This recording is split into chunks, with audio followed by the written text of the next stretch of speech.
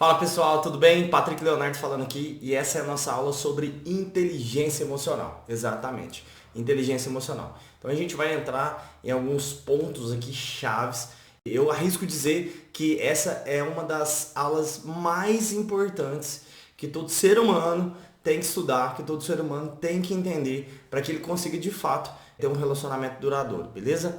Se você quer ter êxito nas relações que você tem, relações de trabalho, relações de conjugal, relações com a sua família, com os pais, enfim, com o seu irmão, com a sua irmã, é crucial que você tenha algo chamado inteligência emocional. Mas, Patrick, o que é inteligência emocional? O termo inteligência emocional foi cunhado, definido por um cara chamado Daniel Goleman. Ele é um pesquisador. Uma pessoa que tem inteligência emocional, ela é socialmente inteligente. Que tem inteligência emocional é uma pessoa que sabe se relacionar com outras pessoas de uma forma saudável, com pouquíssimos atritos, conseguindo ir e vir na família, no trabalho, conseguindo perceber que ela tem domínio sobre as suas emoções. Não tem rompantes de emoções. Não chora com frequência. Não tem descompensações emocionais. É uma pessoa saudável quanto às suas emoções. Eu gosto muito desse termo. Ela é socialmente inteligente. Ela consegue socializar. Ela consegue passar por atritos com outras pessoas e sair bem daquilo. Ela consegue tomar uma negativa numa venda, por exemplo, e não deixar sua estima abalar. Inteligência emocional está ligado também. Eu queria que vocês fossem anotando isso. Se você está ouvindo essa aula ou assistindo essa aula, você tem que estudar esse vídeo, essa aula. Só ouvir não vai te ajudar. Vai por mim. Escrever é poderosíssimo. É neurologicamente 27 a 30% mais poderoso do que só ouvir, do que só ver. Então, anote. Inteligência emocional tem muita ligação com resiliência. Mas, Patrick, o que é resiliência, né? Resiliência vem da física. É a capacidade que um objeto tem de receber pressão e voltar rapidamente para o estado original. Então, por exemplo, uma borracha, uma liguinha de borracha, é resiliente. Você pode puxar ela, quando você solta ela, ela volta para sua forma original. Uma regra de acrílico não tem resiliência. Se eu torcer, chega no limite que ela vai quebrar. Por quê? Porque a resiliência dela é menor. Então a importância da inteligência emocional é crucial para ter resultado. Quer ter um relacionamento incrível. Quer ter um relacionamento de um outro nível. É crucial, porque vai ser difícil essa jornada. Vai ser muito difícil.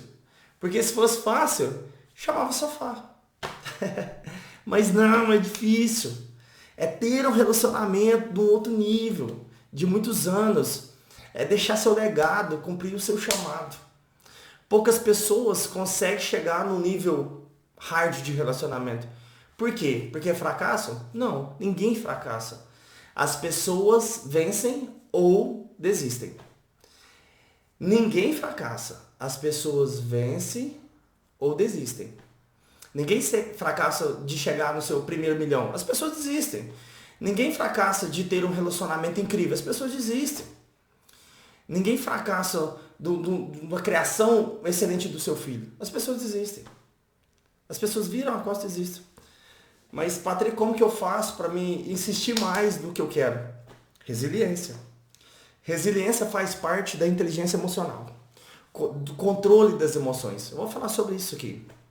É o que diferencia todo relacionamento que longe, duradouro, do que os que acabam em pouco tempo. Controle emocional, inteligência emocional, tenacidade. E tudo isso acontece dentro da sua mente. Tudo isso é um jogo mental. Se você controla tudo o que acontece dentro da sua mente, você controla tudo na sua vida.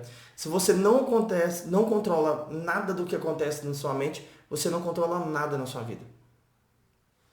Controle mental tem completamente conexão com esse controle emocional. Porque as emoções acontecem na cabeça, não acontecem no seu coração. É a sua mente. Se você vira um mestre em controlar o que acontece na sua mente, você controla tudo o que acontece com você. Socialmente inteligente é o sujeito que consegue ter boas relações com outras pessoas. Eu gosto muito do termo que diz, essa pessoa ela é uma pessoa responsável. Adultos precisam ser responsáveis. Mas de onde que vem essa palavra responsável? Responsável, se a gente dividir essa palavra em duas, na origem da palavra, a gente vai ter duas palavras. Responsabilidade e resposta. Então, o sujeito que consegue dar boas respostas do que acontece ao seu redor é uma pessoa responsável. O que são boas respostas? Respostas que te levam para a vida que você quer. Respostas que te levam para o resultado que você quer. O que é muito comum? A pessoa costuma dar respostas que não estão condizentes do que ela quer. São respostas emocionais, rompantes emocionais. E aí acontece o grande problema. Porque as boas decisões, elas não são emocionais. As brigas que você tem com as pessoas não são racionais. São completamente emocionais. Toda briga que você tiver com alguém, você pode ir lá na raiz dela. São situações emocionais. São rompantes de emoção. É você vomitando seu ego em cima da pessoa, ela dizendo tudo que você erra, os dois se acusando, o foco sempre no passado, o que você fez, o que você deixou de fazer. Entende isso? Aí mora o problema das emoções. Então o indivíduo, quando ele é responsável, quando ele consegue dar boas respostas do que acontece ao seu entorno. Então, por exemplo, aconteceu algo diferente do que você planejou. Se a sua resposta para aquilo é chorar, isso te aproxima ou te afasta da vida que você quer? Se a resposta que você dá para aquilo é xingar alguém, é ter um rompante de voz e falar com um tom de voz exagerado, isso te aproxima ou te afasta da vida que você quer? Do relacionamento que você quer? Ah, Patrick, me distancia, mas eu não sei o que fazer. Calma. O primeiro estágio da mudança é consciência. É saber que você está num lugar que não é bom. Que você está num lugar fazendo atitudes que você não quer. O primeiro estágio é esse. O segundo estágio é definir para onde você quer ir. Que tipo de emoção que eu quero ter. E depois vem as estratégias. Mas entenda isso. Descompensação emocional não é saudável. Pessoas de sucesso não têm rompantes emocionais que prejudicam ela. O indivíduo socialmente maduro tem inteligência emocional para controlar esses rompantes. Mas, Patrick, de onde vem isso? Acompanha comigo. Primeira definição que a gente tem que entender aqui. O problema não está no que acontece com você.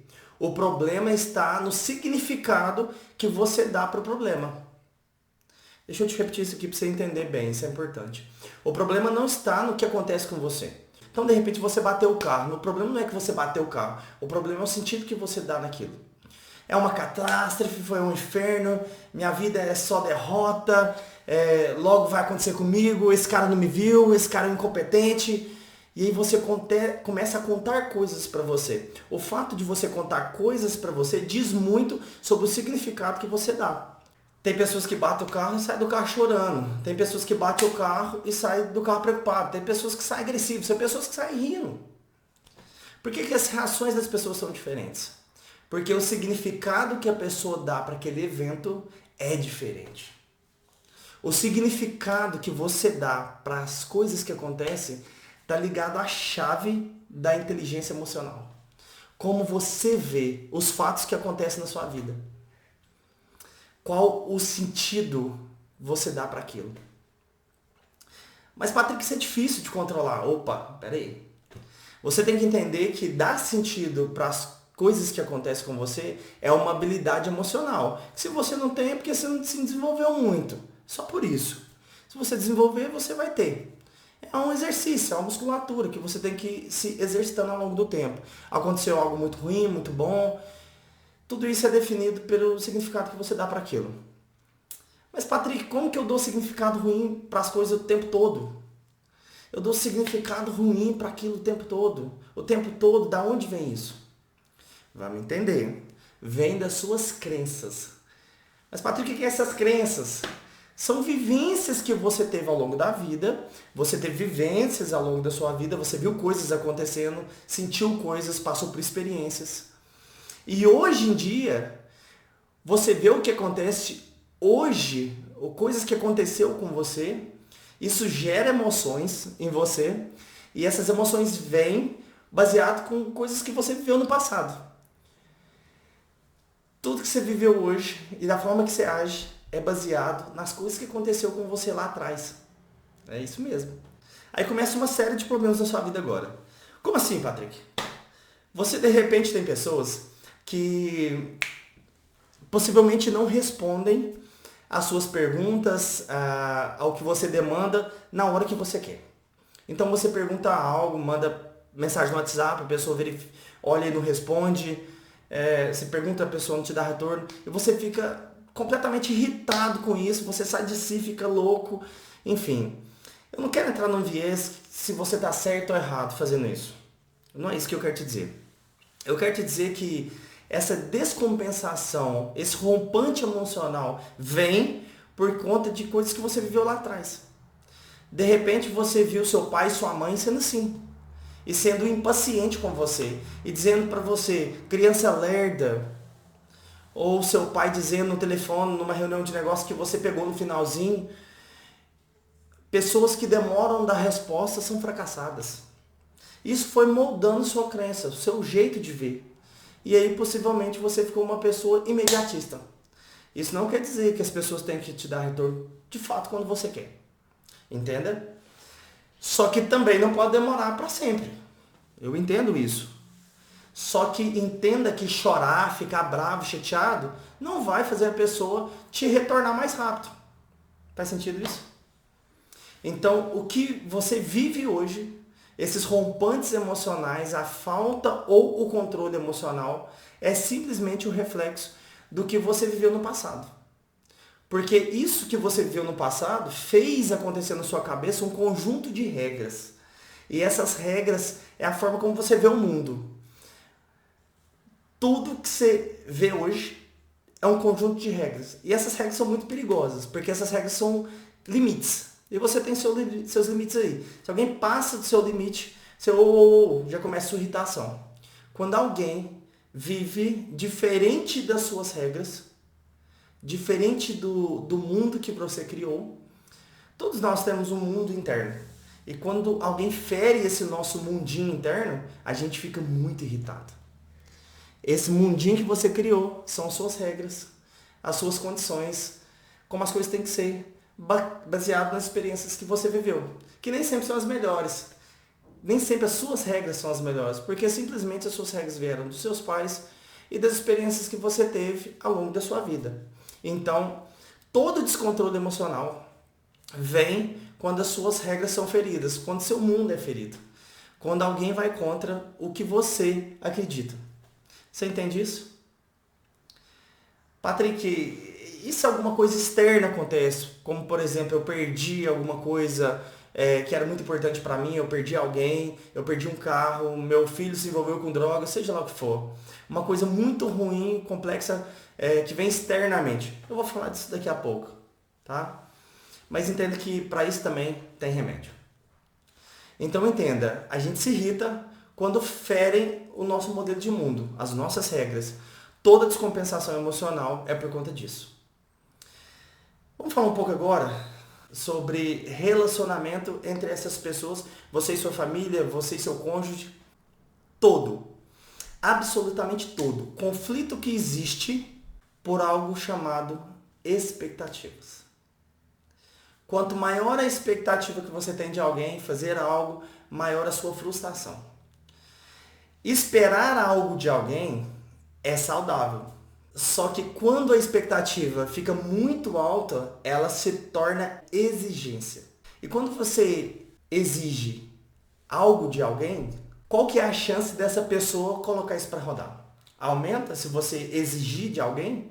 Você diz para você assim, eu exijo que ela faça isso, eu exijo que ele seja assim. Se esperar dessa pessoa já não resolvia, exigir vai resolver? Não resolve. Só vai piorar. Então entenda que existe um nível de 0 a 10 e de repente a sua expectativa em relação a essa pessoa é de nível 9. Só que ela foi lá e fez algo de nível 2 para você. A diferença de 9 para 2 é 7. Então esse 7 é o tamanho da sua frustração. Toda briga que existe entre um casal, todas elas, é por conta de expectativas. Alguém esperava que a pessoa fizesse algo ou parasse de fazer.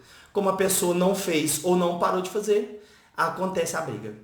Expectativas são naturais. Agora, exigências são um grande problema. Quanto menos se esperar, mais saudável serão as relações. Quanto menor for a espera, menor a frustração. Quanto menor a espera, mais fácil manter o controle emocional. Você entende isso? Faz sentido isso? Eu vou te passar aqui agora uma estratégia para mudar um pouco essa visão, tá? Vou te passar aqui. Troque a sua crítica por apreciação. Troque a sua crítica por apreciação. Olha o quanto isso é profundo. Imagina se você olhar para seu marido, para sua esposa, ficar criticando ela, ele o tempo todo, você aprendesse a elogiar o que ele tem. Imagina o quão forte é isso. Eu te convido a fazer isso. Quais são as coisas que te irritam no seu cônjuge? Eu concordo que tem coisas que são inaceitáveis. Ah, essa pessoa vive na bebida, tem vícios. Essa pessoa te agride fisicamente. Essa pessoa quebra as coisas em casa. Isso é inaceitável, eu concordo com você. Mas deixa eu te falar algo que de repente te irrita. Você gosta muito do fato da pessoa que está com você é uma pessoa de atitude. Uma pessoa que tem atitude, que resolve as coisas. Você adora isso, você ama isso nessa pessoa. Então entenda o seguinte. O que é se trocar críticas por apreciação? O que é dito, né? Imagina que essa pessoa tem muita atitude. É uma virtude. Atitude, resolver as coisas, é uma virtude. Entenda que toda virtude, que é uma qualidade, é uma luz. E toda luz gera uma sombra. Toda luz gera uma sombra. Se a pessoa tem uma qualidade, vai gerar algum problema comportamental. É sempre assim. É o que a gente tem que fazer, de aprender a amar a luz e a sombra. Deixa eu te dar um exemplo prático. Se a pessoa tem muita atitude, algumas vezes essa pessoa vai ser egocêntrica. Porque vai querer fazer do jeito dela. Se ela tem muita atitude, às vezes ela não vai te ouvir. Se ela tem muita atitude, ela vai fazer as coisas num rompante emocional e vai fazer a coisa acontecer. O que você tem apreço, muitas vezes te gera irritação. E o que precisamos aprender? A amar a sombra um do outro. Mas, Patrick, quem fez isso? Quem amava a sombra um do outro? Quem foi a pessoa que conseguiu olhar a sombra um do outro e conseguiu amar? Quem é a pessoa que tinha mais esse controle emocional? Quem foi a pessoa que teve mais inteligência emocional na face da Terra? Quem foi essa pessoa? Quem foi essa pessoa?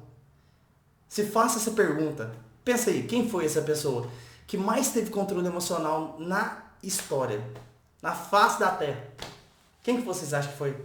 Uma pessoa que passou pelas piores situações e manteve o seu controle emocional. Quem foi essa pessoa? Jesus Cristo. Cristo foi sem dúvida o ser com mais inteligência emocional que já existiu. Eu não digo isso com nenhum viés religioso. Entenda isso. Eu quero que você analise Cristo, independente da sua crença, mas como um homem, vamos colocar assim, que foi muito acima da média. Tente lembrar de tudo que Cristo passou. Tente lembrar do que fizeram com ele. E ele ter a capacidade de olhar para aquelas pessoas com um olhar de compaixão. Mas, Patrick, por que Cristo fazia isso? Porque ele amava as pessoas, todo mundo.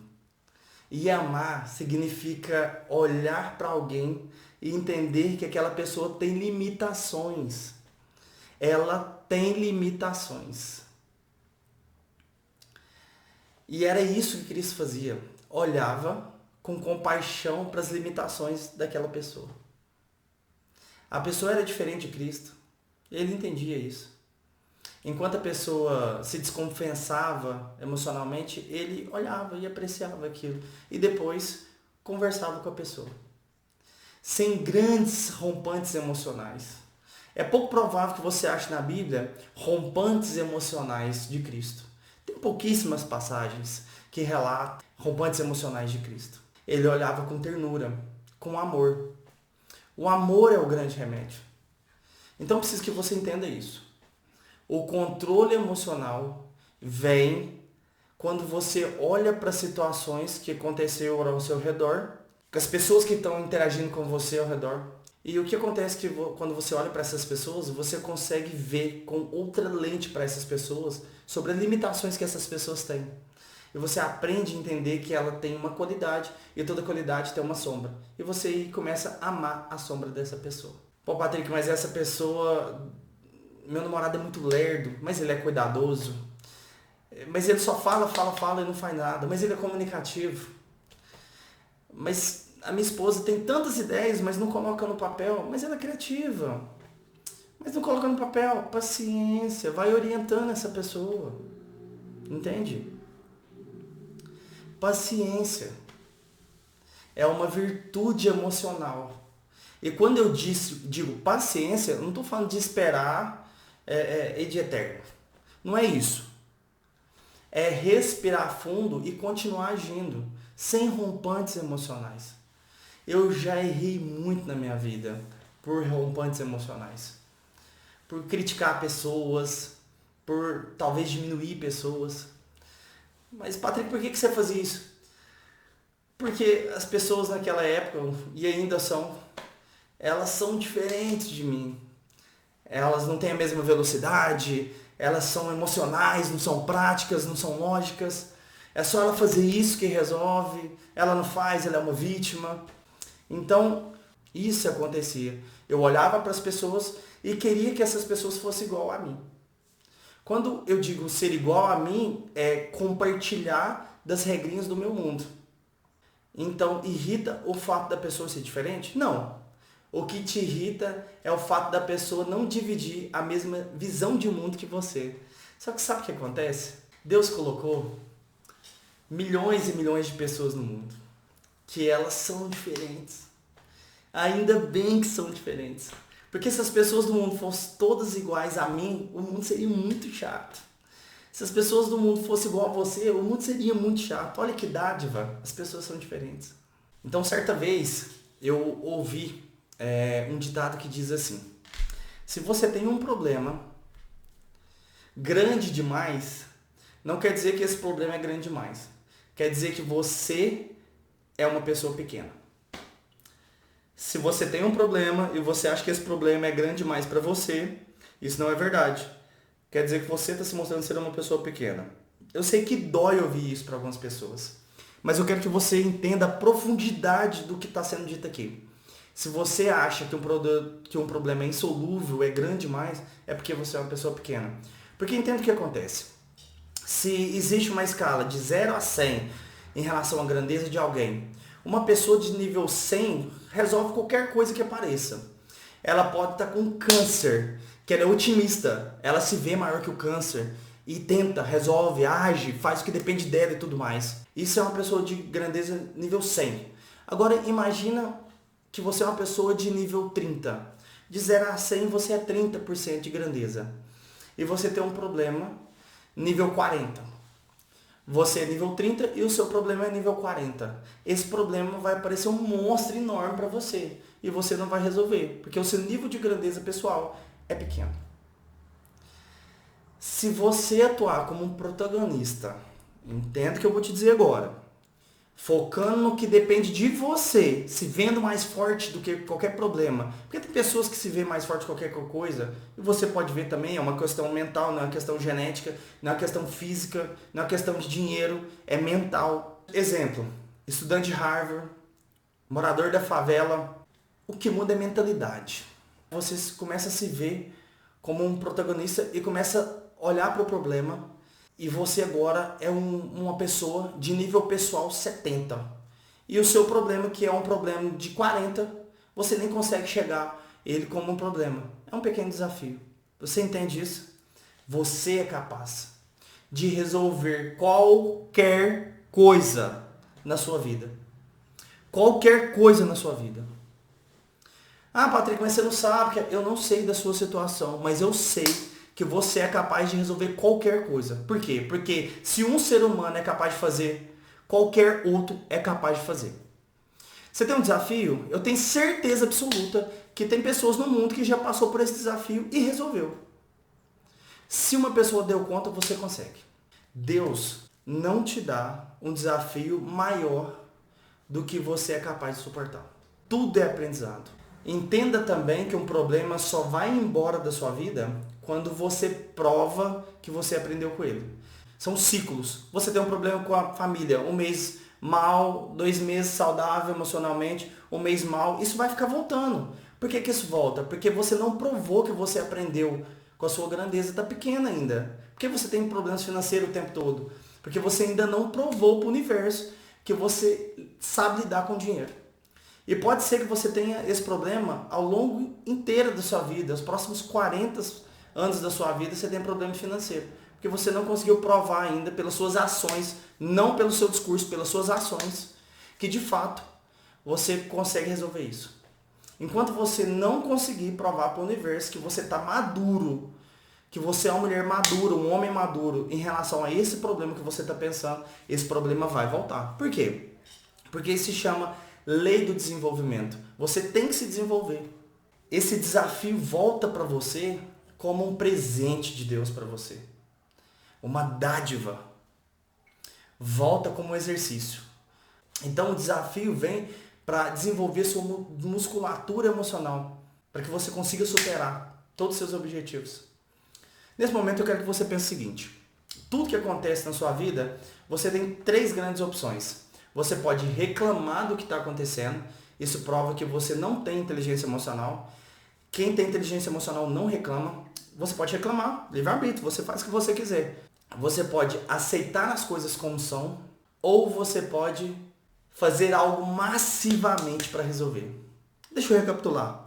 Você pode reclamar, você pode aceitar as coisas como elas são, e aí deixa de ser um problema, ou você pode agir massivamente para resolver isso, para resolver o que você está discutindo, o que você quer. Só tem 3 opções. E você sabe que só tem 2 que vão dar resultado na sua vida. Reclamar não te leva a lugar nenhum. Reclamar vai fazer sua vida afundar. Reclamar é o câncer do sucesso. Reclamar é um pântano onde você vai se afundando, uma areia movediça que vai te puxando para baixo. Energeticamente, reclamações matam os sonhos, afasta as pessoas, atrai mais e mais fracasso. Reclamar não resolve nada. Energeticamente é danoso reclamar. Então ficamos com as outras 2 possibilidades. Nós temos aceitação e nós temos agir massivamente. A aceitação é lindo, deixa de ser um problema. E se você aceita algo que está acontecendo, magicamente aquilo deixa de ser um problema. Isso se torna mais um fato. Deixa de ser algo visivelmente que te incomoda e agora faz parte da paisagem. Aceitar. Entende isso? Respira fundo, vai. E o terceiro movimento é agir massivamente. É agir massivamente em relação ao que você quer transformar. Não agressivamente, massivamente. Tente para um lado, tente pelo outro. Sem gritar, sem alterar o tom de voz. Uma nova estratégia, seja carinhosa, seja engraçado, seja reflexiva com aquela pessoa. Leve os livros, faça feedbacks, converse, pede ajuda. Dê um bombom para ela. Enfim, faça algo. Mas Patrick, quantas vezes? Quantas for possível. 2, 3? Não. 40, 50? 7 vezes 70, né? As pessoas não fracassam, elas desistem. Do negócio, do relacionamento, do projeto, do seu sonho, da sua mudança pessoal. As pessoas não fracassam, as pessoas desistem.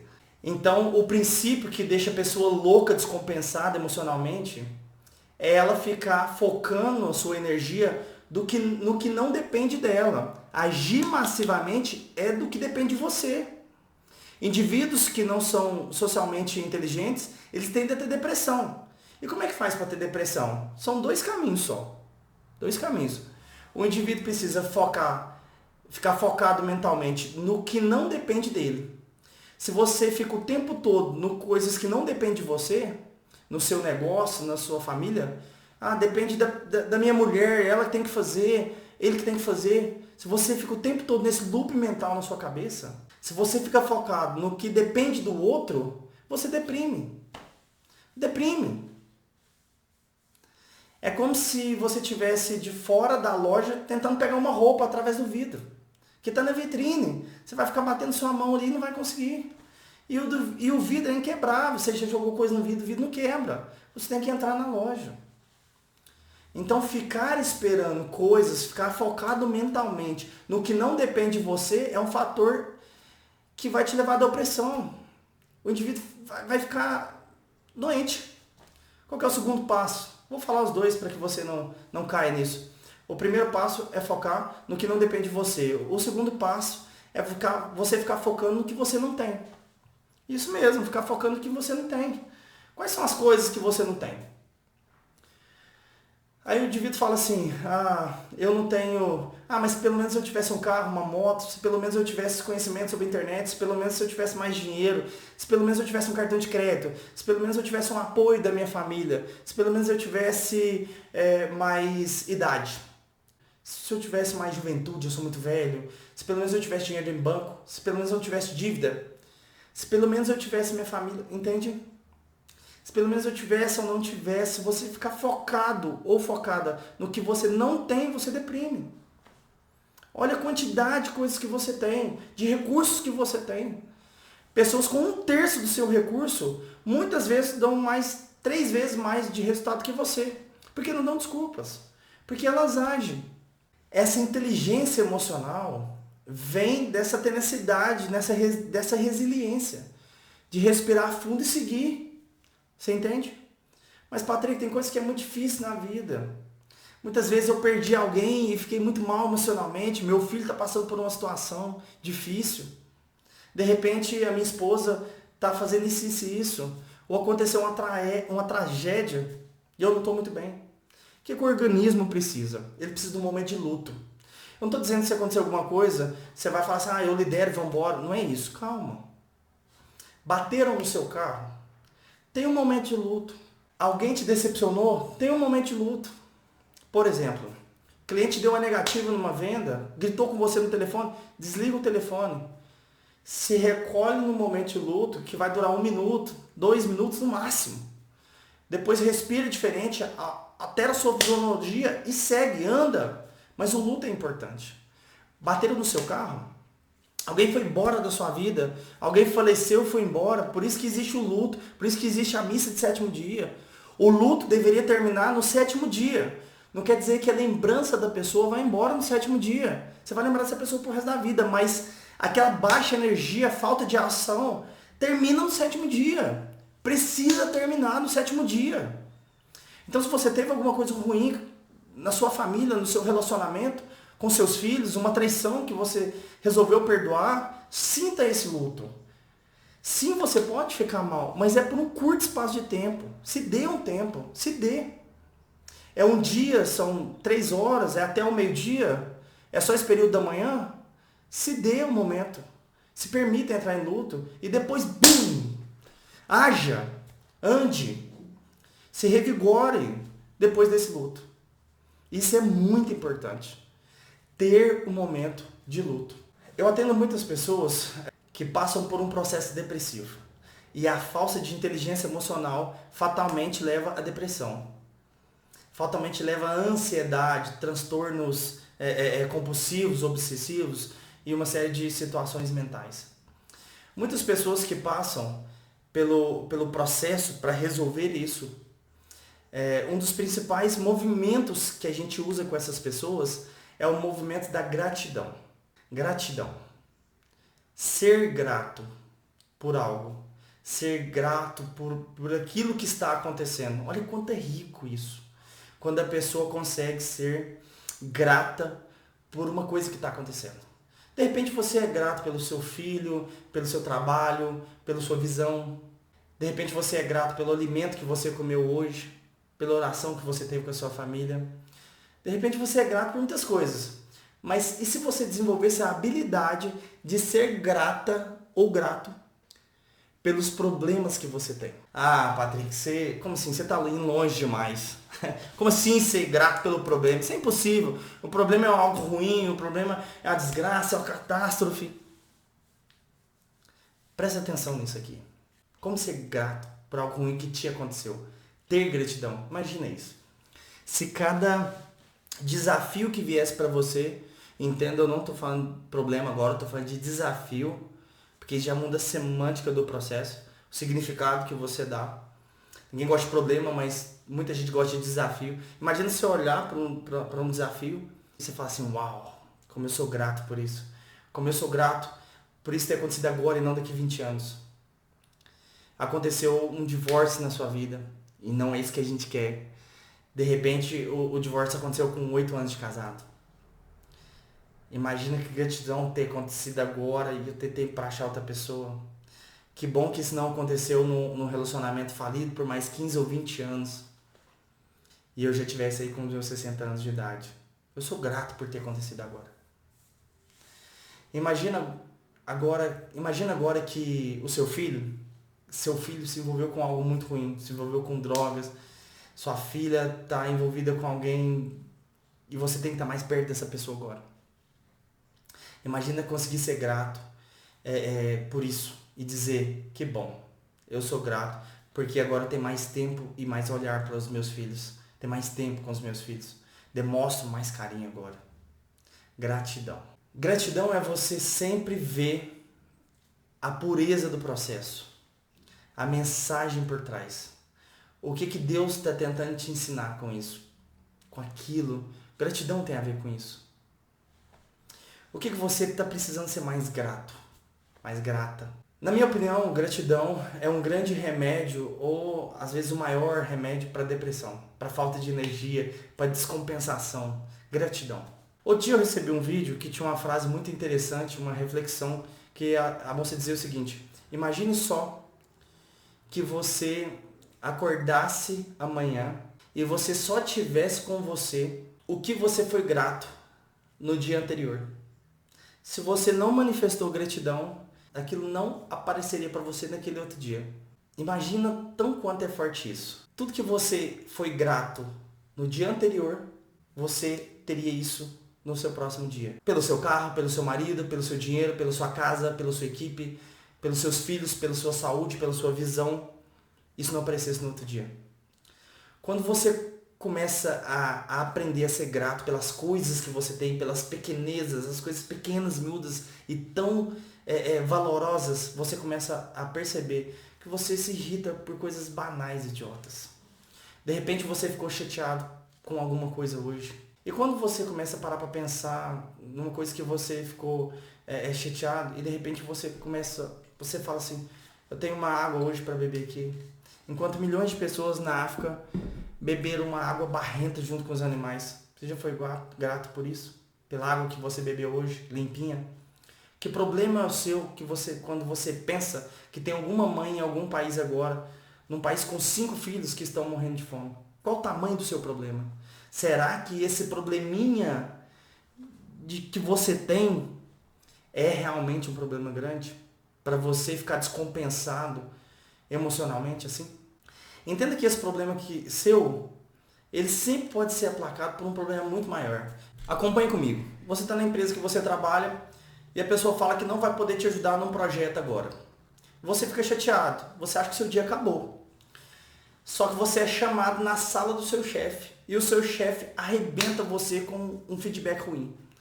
Aí você esquece praticamente que aquele cara não vai te ajudar mais e fica só latejando na sua cabeça aquela cena do seu chefe te chamando a atenção. No momento que você sai, passa um carro numa poça de água e suja toda a sua roupa e os papéis do relatório que você estava levando para casa. Você esqueceu do seu chefe agora. A única coisa que você fica indignado é com a sua roupa, com o seu estado. Você entra no seu carro bravo, bravo, bravo, bravo. e começa a andar para casa. Puto da vida. Bravo. Quando você vê, o carro começa a falhar na subida e aí você descobre que o combustível acabou. Você acabou de esquecer da sua roupa. Você desce do carro, afrouxa a gravata, tira o lenço do pescoço e você tem que resolver isso agora. Pronto, você esqueceu de todos os fatos anteriores. A coisa mais importante é resolver o problema do combustível. Só que nesse momento, quando você está ali como fazer, você não ligou o pisca-alerta, vem uma moto por trás e bate no seu carro. O motoqueiro voa por cima e cai desacordado. Pronto, você esqueceu da gasolina. O seu único intuito agora é ajudar aquele motoqueiro. Você não lembra do seu chefe, da sua roupa, do cara que não vai te ajudar no projeto, você não lembra mais nada disso. É só ajudar aquela pessoa que está no chão, naquele momento. Eu não estou querendo te dizer que tudo pode piorar na sua vida.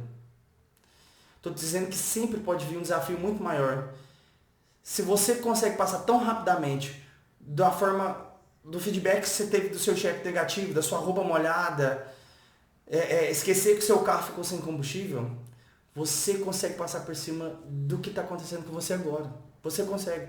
Porque mentalmente você pode levar o seu pensamento para algo maior e resolver aquilo. Entende isso? Faz sentido isso? Outra coisa que ajuda muito na questão da inteligência emocional é você sempre estar se perguntando o seguinte: isso que eu estou fazendo agora me aproxima ou me distancia da vida que eu quero ter? Isso que eu estou fazendo agora me aproxima ou me distancia da minha meta? Você saiu de férias com seu marido e ele foi dirigindo o carro. Vocês foram para um fim de semana num hotel fazenda agradável. Para e pensa agora. Qual o objetivo dessa viagem? Qual é o objetivo dessa viagem? Você que está vendo esse vídeo agora, qual que é o objetivo dessa viagem? Para pensar. É um fim de semana com os filhos. Carro completamente preparado para poder viajar. Qual que é o principal objetivo desse fim de semana? O que você acredita que é? Seu principal objetivo? Qual que é a meta? Qual que é o objetivo do fim de semana? Pensa, qual que é? Curtir a família, que mais? Vamos pensar. Ter prazer, ter paz. Exatamente, esse é o objetivo.